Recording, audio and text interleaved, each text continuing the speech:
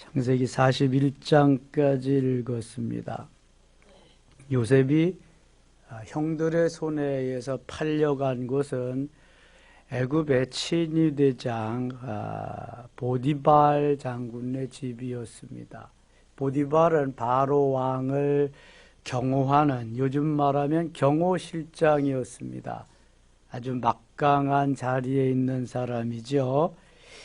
이 보디발의 집에 요셉이 팔려가서 거기에서 종살이를 하게 되었습니다. 형들에 의해서 팔려갔습니다. 39장 1절 봅니다. 요셉이 이끌려 애굽에 내려가매 바로의 신하 친위대장 애굽 사람 보디발이 그를 거리로 데려간 이스마엘 사람의 손에서 요셉을 사니라. 요셉이 얼마에 팔려왔지요? 은 20에 팔려왔습니다.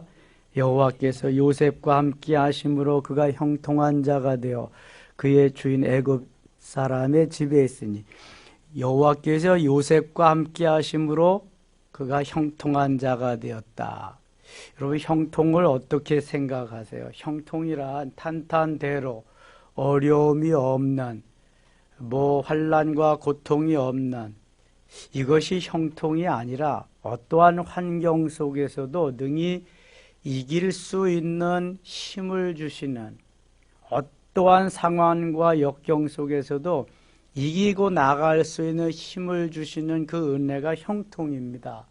지금 요셉이 종으로 팔려왔는데 하나님이 형통케 하셨다. 종살이를 하면서도 하나님을 경외하면서 그는 최선을 다해서 그곳에서 만족한 삶을 사는 것입니다. 내가 왜 팔려와야 되고 내가 왜 이런 신세로 살아야 되나, 내가 꾼 꿈은 이런 게 아닌데, 이렇게 살지 않았단 말입니다.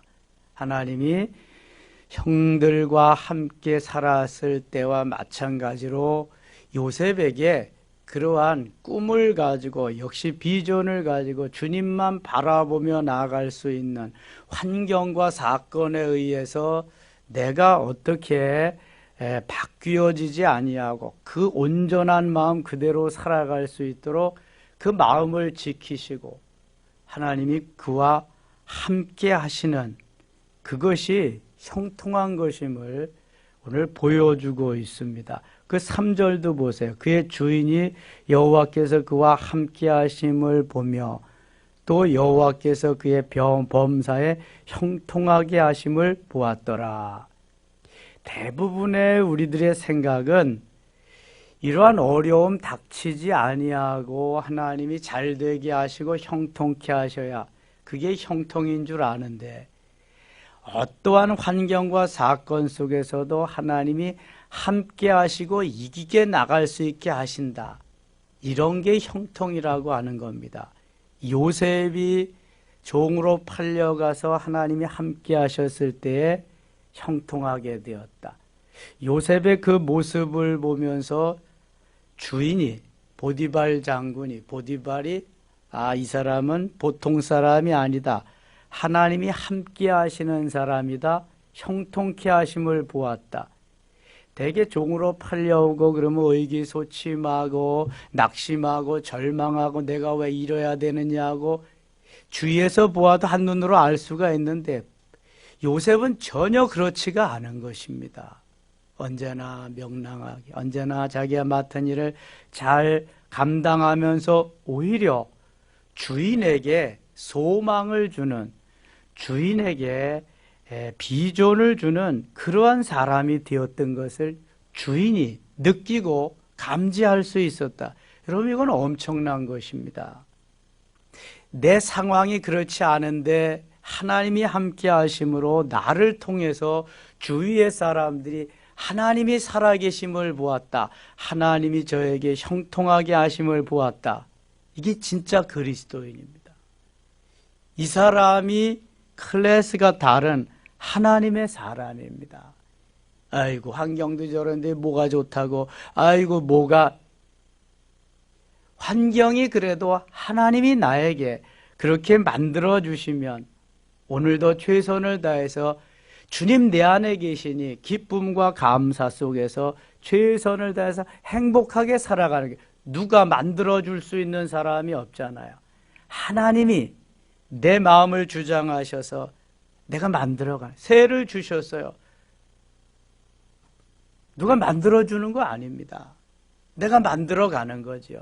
똑같은 어제와 오늘과 같은 날인데 내가 다 잡고 새해는 뭔가 다르리라, 뭔가 새로워지리라, 뭔가 비전을 가지고 내가 달려가리라. 아, 그러면 다른 사람이 보는 거예요. 저 사람 새해 되니까 달라졌네. 하나님이 함께 하시네. 주인이 보디발이 요셉을 보면서 이것을 깨닫게 되었다, 느끼게 되었다. 이건 엄청난 겁니다. 한 사람이 이렇게 중요한 것입니다. 어떤 한 사람이 있느냐에 따라서 바뀌어지는 거죠. 가정도 그렇고요, 단체도 그렇고요, 공동체가 그런 것입니다. 한 사람이 중요합니다. 4절 보세요. 요셉이 그의 주인에게 은혜를 입어 섬김에 그가 요셉을 가정 총무로 삼고 자기의 소유를 다 그의 손에 의탁하니, 요셉에게 자기의 가정의 모든 재산을 다 맡깁니다. 요셉이 책임을 지고 가정 살림을 다 해나가는 것입니다. 보디발 장군의 5절입니다. 5절 같이 읽겠습니다. 그가 요셉에게 자기의 집과 그의 모든 소유물을 주관하게 한 때부터 여호와께서 요셉을 위하여 그 애굽 사람의 집에 복을 내리심으로 여호와의 복이 그의 집과 밭에 있는 모든 소유에 미친지라. 아멘. 요셉이 하나님과 함께 하심을 주인이 감지하고 느끼게 되었는데, 이게 그의 마음뿐만 아니라, 씀씀이뿐만 아니라 그 요셉이 담고 있는 그 보디발 장군의 집에 변화가 일어나기 시작했습니다. 하나님이 그 집에 복을 주시는 거예요. 누구로 인해서 복을 주셔요? 요셉으로 인해서. 놀랍잖아요. 전어하고 똑같아요, 그 집은. 그런데 요셉이라고 하는 사람이 한 사람 들어옴으로 인해서 하나님이 복을 주시기 시작합니다. 하나님을 모르는 그 집에 하나님을 아는 사람이 들어갔더니 하나님이 하나님을 아는 사람을 통해서 하나님을 모르는 사람에게 복을 주신다. 여러분, 이게 얼마나 엄청난 일이에요. 우리는 그래서 언제 어디 어느 때든지 내가 머무는 곳에, 내가 가는 곳에 복의 근원이 될 줄 믿습니다. 아브라함이 가는 곳마다 복의 근원이 되고, 내가 너에게 복의 근원이 될지라 말씀했죠. 물론 복의 근원은 하나님이시지만 아브라함을 통해서, 그 아들 이삭을 통해서, 야곱을 통해서, 요셉을 통해서 복된 삶이 되게 하는 것을 볼 수 있게 됩니다. 여러분, 금년에는, 새해에는 하나님의 사람인 우리들이 언제 어느 때 어디에 가든지 복을 심어주는, 우리가 가는 곳에 형통함이 있게 하는 놀라운 은혜의 사람이 다 될 수 있기를 바랍니다. 이게 하나님의 사람이요. 6절 봅니다. 주인이 그의 소유를 다 요셉의 손에 위탁하고 자기가 먹는 음식 위에는 간섭하지 아니하였더라. 요셉은 용모가 빼어나고 아름다웠더라. 요셉이 얼마나 일을 잘 처리해 나가는지 모든 걸 다 요셉에게 맡겼어요. 자기는 뭐 이제 터치할 것이 없어. 자기보다 더 잘하니까 모두를 다 맡겼는데요. 요셉은 용모가 빼어나고 아름다웠더라. 뭐 그 엄마 라헬을 닮았으면은 안 봐도 비디오죠. 뭐 그냥 이 야곱이 한 번 보고 반했으니까 그 아들 요셉도 얼마나 잘생겼겠어요. 그 후에 그의 주인의 아내가 요셉에게 눈짓하다가 동침하기를 청하니, 이 요셉이 이제 소년의 티를 벗고 청년이 되었죠. 이제 뭐 건장한 청년으로 준수한 외모를 가졌으니까 이 보디발 장군의 아내가 요셉을 유혹합니다. 8절, 요셉이 거절하며 자기 주인의 아내에게 이르되 내 주인이 집안의 모든 소유를 간섭하지 아니하고 다 내 손에 위탁하였으니 이 집에는 나보다 큰 이가 없으며 주인이 아무것도 내게 금하지 아니하였어도 금한 것은 당신뿐이니 당신은 그의 아내임이라. 그런즉 내가 어찌 큰 악을 행하여 하나님께 죄를 지으리까. 요셉은 자기에게 인간적으로 말하면 너무 좋은 기회가 다가왔습니다. 그러나 하나님의 뜻이 아님을 보고 단칼에 거절을 합니다. 주인의 아내의 말, 주인의 아내도 주인이나 마찬가지잖아요. 거절한다는 것이 쉽지 않습니다. 그러나 하나님의 뜻이 아님을 요셉이 알기 때문에 요셉은 그것을, 그 후에 어떤 일이 벌어질 것을 요셉이 잘 알지만 다 뿌리치고 나갑니다. 여인이 날마다 요셉에게 청하였으나 요셉이 듣지 아니하여 동침하지 아니할 뿐더러 함께 있지도 아니하니라. 같이 있으면은 함께 범죄하게 될까봐 같이 있지 않고 자꾸 떨어져 있기를 원한 거죠. 그럴 때 요셉이 그의 일을 하러 그 집에 들어갔더니 그 집 사람들은 하나도 거기에 없었더라. 그 여인이 그의 옷을 잡고 이르되 나와 동침하자. 그러나 요셉이 자기의 옷을 그 여인의 손에 버려두고 밖으로 나가매 그 여인이 요셉이 그의 옷을 자기 손에 버려두고 도망하여 나감을 보고, 이 여인이 얼마나 적극적인지 요셉을 붙잡고 늘어지는데, 아마 겉옷이 그 사람들은 그냥 이렇게 걸치는 거잖아요. 이렇게 우리가 단추를 채우고 이러는 게 지퍼를 하는 게 아니라, 그러니까 잡고 늘어지니까 그냥 도망가 버렸어요. 그것을 빌미로 해서 자기 남편이 돌아올 때에 이 히브리 청년 요셉이 자기를 강간하려고 이렇게 했다고 자기 남편에게 고자질을 합니다. 있는 그대로를 말하지 아니하고 거짓을 말해 자기가 합리화시켜서 정당함을 말하는 거지요.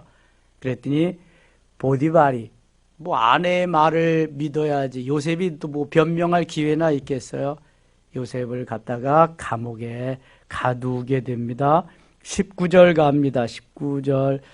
그의 주인이 자기 아내가 자기에게 이르기를 당신의 종이 내게 이가 청하였다는 말을 듣고 심히 노한지라. 이에 요셉의 주인이 그를 잡아 옥에 가두니 그 옥은 왕의 죄수를 가두는 곳이었더라. 요셉이 옥에 갇혔으나 요셉이 아무런 잘못도 없이 모함으로, 보디발 장군의 아내의 모함으로 인해서 감옥에 갇히게 됐습니다. 이 감옥은 어떤 감옥이었느냐 하면은 왕의 신하들이 범죄했을 때 들어가는 감옥이었습니다. 여호와께서 21절 요셉과 함께 하시고 그에게 인자를 더하사 간수장에게 은혜를 받게 하시매, 여호와께서 요셉과 함께 하시고 감옥세 종생활할 때에도 하나님이 요셉과 함께 하셨고, 모함을 받아서 감옥에 들어갔는데 감옥 속에서도 하나님이 요셉과 함께 하셨고, 자, 하나님이 함께 하심에, 하나님이 함께 하시는 그곳에 형통함이 있게 됨을 믿습니다. 언제 어디서나 하나님이 함께 하시는 사람이 하나님의 사람이에요. 하나님이 함께 하실 때 거기에 형통함이 있게 되는 겁니다. 28절 보세요. 간수장이 옥중 죄수를 다 요셉의 손에 맡김으로 그 재반 사물을 요셉이 처리하고, 간수장이 요셉에게 자기가 할 일을 다 맡기는 거예요. 감방장이 돼가지고 간수가 할 일을 요셉이 다 다니면서 한 거예요. 얼마나 믿었으면 요셉에게 이러한 일을 맡겼겠어요.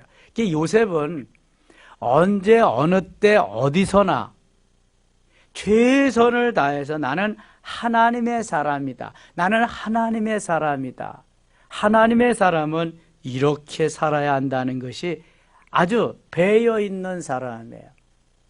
사도 바울이 갈라디아서 6장 17절에 나는 예수의 흔적을 가졌노라 하는 것처럼 예수의 흔적을 가진 사람의 삶은 이런 것이다라는 것을 보여주는 거예요.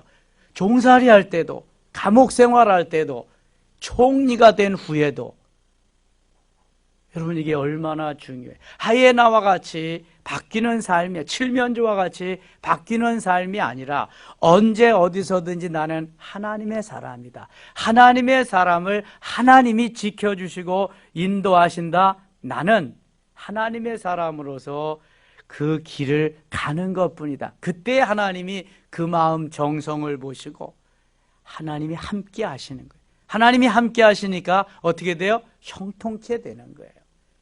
여러분, 금년에 하나님이 함께 하심으로 형통한 사람이 되시기를 바랍니다. 하나님의 사람, 요셉과 같이 클래스가 다른 사람, 몸과 다른 이웃들에게 보여줄 수 있는 사람, 그리스도의 향기요, 그리스도의 편지요, 그리스도의 대사로, 그리스도의 병사로 살아갈 수 있는, 주인이 인정하고 주인이 맡길 수 있는 사람, 이런 사람은 얼마나 중요한 사람인지 몰라요. 23절 같이 읽겠습니다. 간수장은 그의 손에 맡긴 것을 무엇이든지 살펴보지 아니하였으니 이는 여호와께서 요셉과 함께 하심이라. 여호와께서 그를 범사에 형통하게 하셨더라. 그를 범사에 형통하게 하셨더라. 범사는 이런 일 저런 일 하나부터 10까지 모든 일에 관여해서 형통하게 하셨다는 거예요. 누가 형통하게 하셨어요? 하나님이. 여러분, 금년에 하나님이 형통케 하시는 놀라운 역사가 있기를 축원합니다. 40장 가겠습니다. 그 후에 애굽 왕의 술 맡은 자와 떡 굽는 자가 그들의 주인 애굽 왕에게 범죄한지라. 왕 주위에는 왕을 시중드는 여러 장관들, 부하들이 있습니다. 요즘 말하면 대통령 주위에 뭐 비서실장도 있고, 여기 친위대장은 경호실장이죠. 그리고 총리도 있고 여러 장관들이 있어서 왕이 정치를 잘할, 나라를 잘 다스릴 수 있도록, 대통령이 나라를 다스리는 데에 부족함이 없도록 도와주는 이러한 사람들을 말하죠. 근데 잘못했을 때에 보내는 감옥이 있습니다. 감옥. 우리가 세상에서 잘못하면 어디 가야 돼요? 감옥에 가는 거예요. 감옥에. 영적으로 죄 짓고 잘못하면 어디 가요? 지옥에 가는 거예요. 예수 믿지 않고 영적으로 죄 짓고 잘못하면, 회개하지 않으면 지옥에 가는 거예요. 육신이 잘못하면 감옥에 가고요, 영혼이 잘못하면 지옥에 가는 거예요. 여기 요셉은 잘못한 게 없지만 감옥에 갔어요. 하나님이 감옥에 보내신 뜻이 있습니다. 조금 후에 얘기할게요. 이 감옥에 정말 육신적으로 잘못해서 왔던 왕의 시중을 드는 장관들이 감옥에 들어온 거예요. 술 맡은 관원장과 떡 맡은 관원장. 근데 하루는 술 맡은 관원장이 꿈을 꾸는데요, 그 꿈을 요셉이 해석을 해줍니다. 3일 후에 당신은 복직이 될 것이요. 그 다음에 떡 맡은 관원장이 또 꿈을 꿉니다. 당신은 3일 후에 처형될 것이요. 요셉이 말해준 것 같이 똑같이 3일 후에 술 맡은 관원장은 복직이 되고요, 떡 맡은 관원장은 처형이 되었습니다. 20절 가겠습니다. 20절, 40장 20절. 제3일은 바로의 생일이라 바로가 그의 모든 신하를 위하여 잔치를 베풀 때 술 맡은 관원장과 떡 맡은 관원장에게 그의 신하들 중에 머리를 들게 하니라. 바로의 술 맡은 관원장은 전직을 회복하며 그가 잔을 바로의 손에 받들어 드렸고, 떡 굽는 관원장은 매달리니 요셉이 그들에게 해석함과 같이 되었으나 술 맡은 관원장이 요셉을 기억하지 못하고 그를 잊었더라. 요셉이 술 맡은 관원장에게 그랬거든요. 당신이 복직하면 나를 좀 생각해 주세요. 내가 여기 감옥에 왔는데 난 죄를 짓지도 않고 그런 사람이 아닌데 나를 좀 생각해 주세요. 왕의 측근에 있다는 것은 그만큼 영향력을 발휘할 수 있다는 거잖아요. 그래서 요셉이 부탁했는데 술 맡은 관원장이 까맣게 다 잊어버리고 맙니다. 자기가 필요할 땐 도움을 요청했지만 자기가 복직을 하고 나서 원상태로 가거나 다 잊어버렸어요. 41장 만 2년 후에 바로가 꿈을 꾼즉 자기가 나일 강가에 서 있는데, 여기 만 2년 후라고 하는 것은 여기 술 맡은 관원장, 떡 맡은 관원장이, 술 맡은 관원장이 복직된 그 후를 말하는 것입니다. 16절 가겠습니다. 16절 요셉이 바로에게 대답하여 이르되 내가 아니라 하나님께서 바로에게 편안한 대답을 하시리이다. 무슨 말이냐 하면은 바로가 꿈을 꾸게 돼, 술 맡은 관원장이 복직하고 나서 2년 후에 바로 왕도 꿈을 꾸게 됐는데 아주 희한한 꿈을 꾼 거예요. 이 바로 왕의 꿈을 해석해 주기 위해서 해석해 달라고 온 나라의 현인들, 지혜로운 사람들, 박수들, 술객들 뭐 다 집합을 시키는데 꿈을 해석을 못 하는 거예요. 이때에 술 맡은 관원장이 아하, 왕이시여, 있습니다. 누가 있는데? 히브리 청년 요셉이라는 사람, 어디에 있는? 감옥에 있습니다. 내가 감옥에 있을 때 해석해줘가지고 나는 복직되고 떡 맡은 관원장은 처형이 됐습니다. 그 히브리 청년이면 능히 해석할 수 있을 것, 들고 와라. 그래서 요셉이 와가지고 바로 왕 앞에 서서 그 위에 15절 보세요. 바로가 요셉에게 이르되 내가 한 꿈을 꾸었으나 그것을 해석하는 자가 없더니 들은즉 너는 꿈을 들으면 능히 푼다 하더라. 술 맡은 관원장이, 장관이 얘기해 준 거야. 그러니까 요셉이 뭐라 그러냐? 요셉이 바로에게 대답하여 이르되 내가 아니라 하나님께서, 내가 아니라 하나님께서. 여기 아주 중요한 것이 있습니다. 내가 할 수 있는 일은 제한적입니다. 내가 할 수 있는 일은 그렇게 많지 않습니다. 그러나 하나님은 무한대입니다. 하나님은 못하실 일이 없습니다. 그러니까 요셉이 대답하는 건 내가 하는 것이 아니라 하나님께서, 내가 아니라 하나님께서. 우리들도 무슨 일을 하든지 내가 아니라 하나님께서 해주실 것을 믿고 나가면 하나님이 하실 줄 믿습니다. 내가 아니라 하나님께서, 내가 아니라 하나님께서. 그래서 사도 바울은 늘 주님, 주 안에서, 예수 안에서, 예수 그리스도 안에서 항상 주 안에서 생각하고 말하고 행동해서, 내가 하면 할 수가 없으니까 주님이 하셔야 되니까. 내가 아니라 하나님께서 바로에게 평안한 대답을 하시리이다. 그리고 하나님 앞에 엎드려 기도하고 지혜를 구합니다. 해석합니다. 요셉이 25절입니다. 25절 요셉이 바로에게 이르되 바로의 꿈은 하나라. 하나님이 그가 하실 일을 바로에게 보이심이다. 하나님이 하실 일을 바로에게 보여주시기 위해 7 좋은 암소는 7회요 7 좋은 이삭도 7회니 그 꿈은 하나라. 7 좋은 이삭, 7 좋은 암소, 이것은 풍년을 이제 예고하는 거예요. 그 위에 올라온 파리하고 흉한 7소는 7년이요 동풍에 말라 속이 빈 7 이삭도 7회 흉년이라. 마른 이삭, 쭉정이 이삭과 마른 소, 7 소는 7년 흉년이다. 그러니까 7년 풍년과 7년 흉년을 하나님이 말씀하시는데 바로 왕에게 꿈으로 예시하신 것입니다. 이렇게 설명을 합니다. 22절, 32절 바로께서 꿈을 2번 겹쳐 꾸신 것은 하나님이 이 일을 정하셨습니다. 하나님이 속히 행하시리니. 꿈을 한 번만 꿔도 되는데 2번씩이나 꾸게 하셨다. 그건 하나님께서 반드시 이루시되 속히 이룰 것이다. 요셉도 왕이 되는 꿈 몇 번 꿨어요? 요셉 37장에서 2번 꿨습니다. 2번. 이건 하나님이 하신 거다, 확실히 이루어질 거다, 그런 거예요. 바로 왕도 2번이나 꿨어요. 이거는 하나님이 정하신 것이다. 33절 이제 바로께서는 명철하고 지혜 있는 사람을 택하여 애굽 땅을 다스리게 하시고 바로께서는 또 이같이 행하사 나라 안에 감독관들을 두어 그 7해 풍년의 애굽 땅에 5분의 1을 거두되 그들이 장차올 풍년의 모든 곡물을 거두고 그 곡물을 바로의 손에 돌려 양식을 위하여 각 성읍에 쌓아두게 하소서. 36절 같이 읽어요.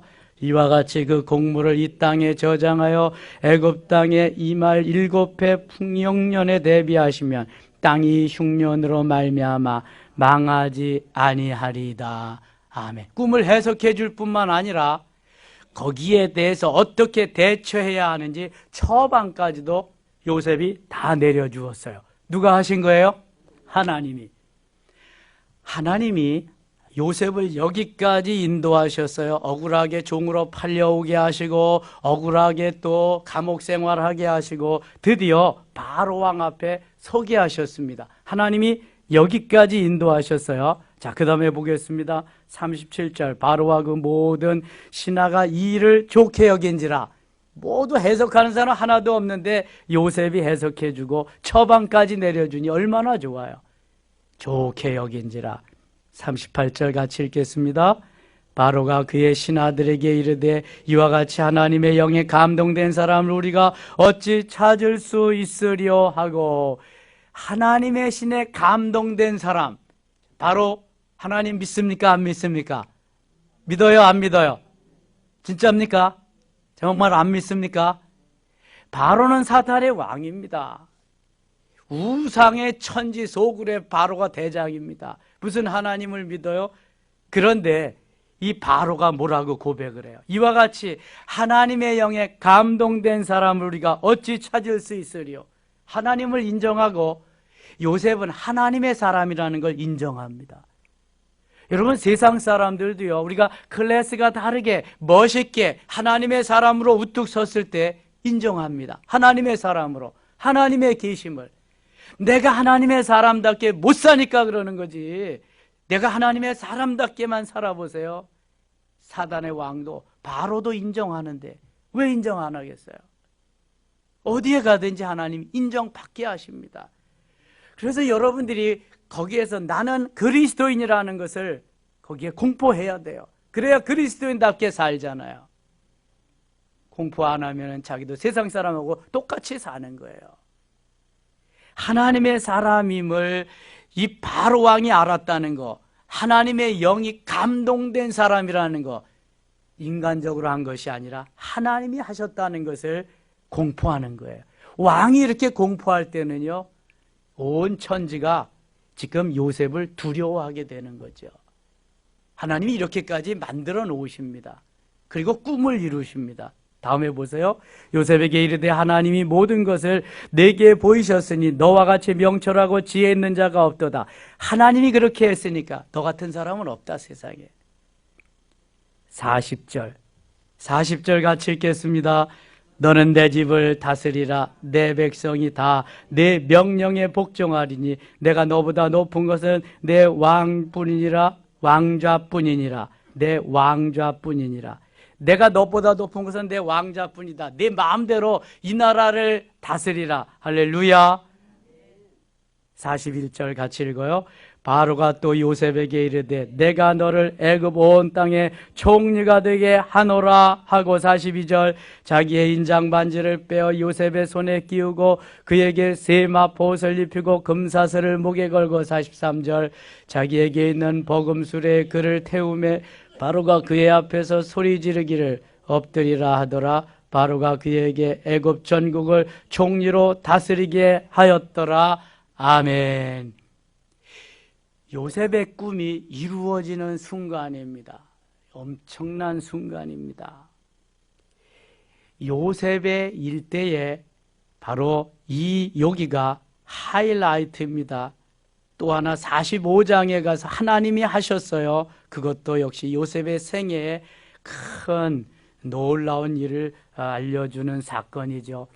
아브라함이 창세기 22장에서 그 아들 독자 이삭을 하나님 앞에 드리는 것이 아브라함의 절정기라고 한다면, 야곱이 창세기 32장에서 야복강 나루에서 이스라엘로 변화하는 것이 야곱의 절정의 순간이라고 한다면, 요셉은 바로 그의 꿈이 이루어지는 오늘 여기 이 40절부터 41절까지 이 순간이 바로 이 요셉의 절정이 하이라이트입니다. 하나님이 이 순간을 위해서 요셉을 다루시고 만드셨습니다. 지난 13년 동안, 이때 요셉의 나이가 몇 세예요? 30세입니다. 46절 보세요. 요셉이 애굽 왕 바로 앞에 설 때에 30세라, 30세.